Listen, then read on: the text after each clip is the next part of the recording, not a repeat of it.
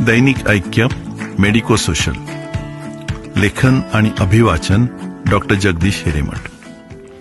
अयोध्येचा राम लल्ला राजकारण का समाजकारण. लखनौला आमची एक कॉन्फरन्स होती. मला सांगण्यात आलं होतं की सर्व भारतातून जवळजवळ 300 डॉक्टर्स येतो आहे म्हणालेत. शहरातल्या शहरात कॉन्फरन्स असताना 15 ते 20 डॉक्टर येता येता मुश्किल असते. एवढ्या लांब 300 कसे येतील असा विचार मनात आला. मग कळालं की कॉन्फरन्स नंतर 2-2.5 तासाच्या अंतरावरच अयोध्येला राम लल्लाला भेटायला जायला आतुर होती मंडळी. कॉन्फरन्सचं पण भलं झालं या मोठ्या संख्यामुळे. मी पण अयोध्येला जातोय असं म्हटल्यावर अगदी ढिम्म लोकांच्या चेहऱ्यावर पण अतिउत्साह. आमचा श्रीरामांना नमस्कार कळवा अशा अर्थाचे खूप निरोप आणि अर्थातच काही मोदी द्वेष्टी मंडळीची तोंड वाकडी. कॉन्फरन्समध्ये प्रत्येक वाक्याला एव्हिडन्स आणि प्रूफ सिद्धतेची अपेक्षा ठेवणारे हे वैद्यकीय शास्त्रज्ञ कुठलाही पुरावा न मागता भगवे घालून बसेसमध्ये बसले. आज सकाळपासून मांसाहार केला नाही असं 3-4 जणांकडून ऐकलं. शास्त्र आणि आस्था यांची सांगड घालताना आस्थाच जिंकताना दिसत होती. काही तटस्थ मंडळी होतीच, बघू तरी काय आहे ते. एवढं काय गदगद होण्यासारखं आहे त्याच्यात. अस्मादिक पण याच गोटातले आणि अयोध्येकडे कूच. टॅक्सी ड्रायव्हर तिशीतला आणि त्याच्या उत्तर प्रदेशच्या योगी बाबाचा भक्त. मग काय विचारता, कसा बुलडोजर फिरतो, कशी गुंडांची हवा टाईट होते, ही खास शैलीतली रसभरीत वर्णन ऐकली. पण लोकसभेत सपानी बाजी मारली आहे असं डिवचल्यावरती अतिशय आत्मविश्वासाने कोई नहीं पब्लिक बौखला गई थी. अब 2027 में फिर एक बार योगी सरकार. मी मनात म्हटलंय खूप वेळा ऐकलं रे बाबा, बघू आता काय होतं ते. अयोध्येपासून लांबच कमानींना सुरुवात झाली. म्हणे शहराचा पूर्ण कायापालट झाला आहे. प्रचंड मोठ्या कमानी अयोध्या नगरीत आपलं स्वागत करतात. मुख्य कमान तर 12 लेनचा रस्ता सामावून घेणारी आहे. दुतर्फा रामायणातले देखावे, गजबज, मुख्य मंदिरापासून खूप लांब पार्किंग. अनवाणी पायांनी धर्मजल करत करत मुख्य प्रवेशद्वारापाशी पोहोचलो. आम्ही दोघांनी जोडीनी कपाळावर जय श्रीराम उमटवून घेतलं. ही आमची सुरुवात झाल्यामुळे अचानक सगळ्यांना उत्साह आला आणि तो शिक्का उमटवणाऱ्या साधूचा चेहरा छनछनाटामुळे उजळून आला. अतिप्रशस्त व्यवस्था पण ढिली, एक प्रकारचा सरकारीपणा, वातावरण अतिउत्साही.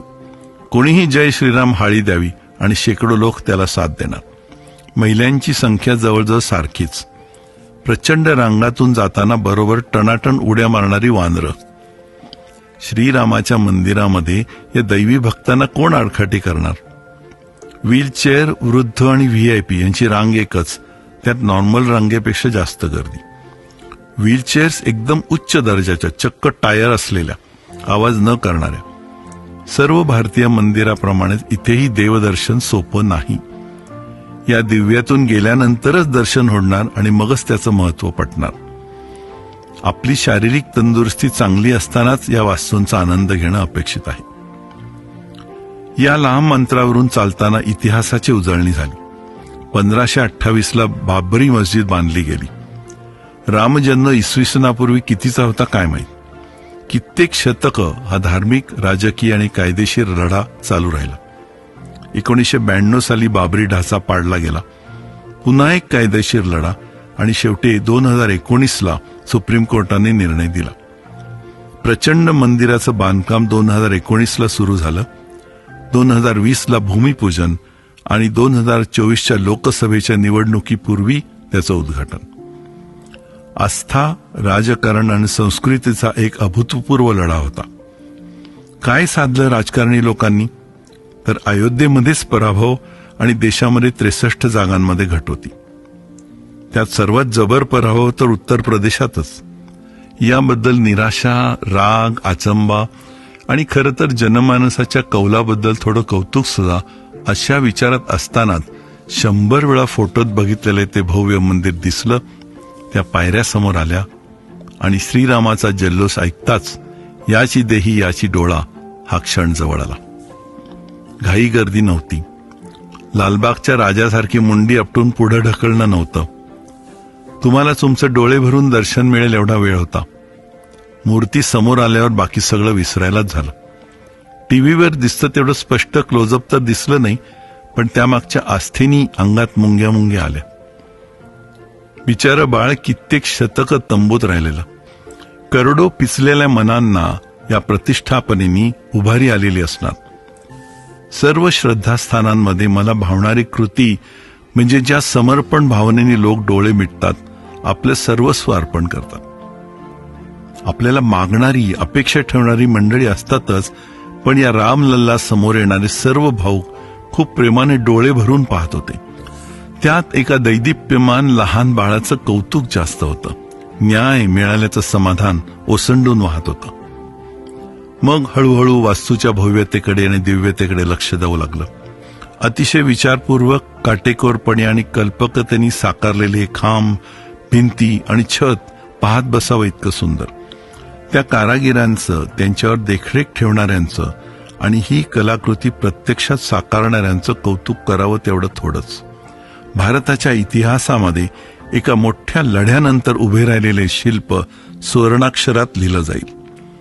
अजून खूप परिसर अंडर कन्स्ट्रक्शन आहे. मुख्य मंदिराच्या आसपास इतस्ततः पसरलेले दगड आहेत, खांब आहेत, मशीन्स आहेत. हे सर्व असं दर्शवतं की अजून काही वर्ष तरी लागतील. 2024 लोकसभेच्या आधी मुख्य मंदिर बांधण्याची घाई सुद्धा लक्षात येतेच. बाहेर पडताना संमिश्र भावना. अजून चांगली व्यवस्था होऊ शकते. अमृतसर सुवर्ण मंदिरामधली चोख शिस्त आणि स्वच्छता, आहा. VIP कल्चर हाच आपला काळीमा आहे वगैरे विचार एका बाजूला आणि करोडोंच्या जखमेवरती फुंकर घालणारे हे एक यश एका बाजूला. हे हिंदू धर्मासाठी केवढं मोठं कार्य आहे हे न समजणाऱ्या, न समजून घेणाऱ्या आणि समजून कानाडोळा करणाऱ्यांसाठी कीव आणि राग अशा मनस्थितीतूनच या मंत्रमुग्ध 2 तासातून मी परत आलो. फुलवाले, मिठाईवाले, हॉर्न्स, हातगाड्या इथपर्यंत पोचलो. खटाखट हा असा आवाज ऐकून खुश होणाऱ्या लाडक्या बहिणींना राम मंदिरासारखी भेट काय आहे हे न समजावं हे दुर्दैव आहे. ज्यांनी झटून ते घडवलं त्यांचं कौतुक करावं तेवढं थोडंच आहे.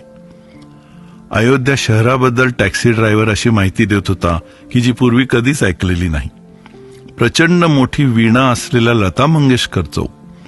सर्व जगात एकच ब्राह्मण राजा आहे म्हणे. तो सुद्धा रामाने लवकुशला सांभाळण्याची जबाबदारी दिलेला.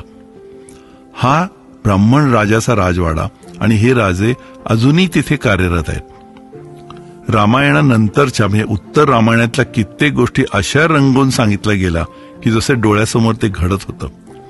इधर यहीं शरयू नदी में राम के शरीर में भरत और शत्रुघ्न प्रवेश कर गए. यहां से राम शरयू में डुबकी लगाए और बाहर आते हुए विष्णु का रूप लेके स्वर्ग पधारे. लक्ष्मणाला रामानी शिक्षा केल्यावर शरीर त्याग करायला आला ती जागा त्यांनी दाखवली.